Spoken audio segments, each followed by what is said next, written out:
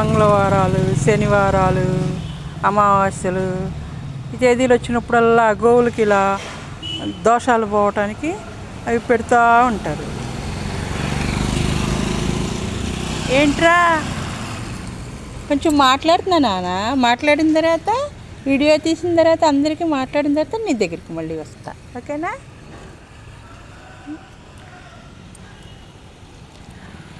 పురోహితులు మీకు ఎందుకు చెప్తారు అంటే దోషాలు పోవటం కోసం పలానా చేయండి అని.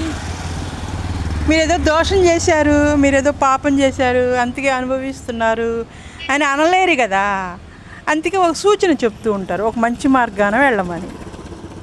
అయితే ఈ దోషం పోవటానికి గోవులను పూజించాల్సిన గోవులకి ఆహారం నెగిటివ్ భావంతో పెట్టడం వల్ల అది ఇంకో దోషం అవుతుంది. దయచేసి అర్థం చేసుకోండి. మనకి తెలుసో తెలియక దోషం ఉంటుంది, పొరపాట్లు చేస్తాం, అది దోషం అవుతుంది.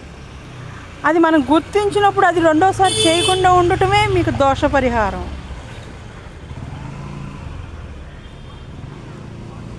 అదొక్కటి అర్థం చేసుకోండి.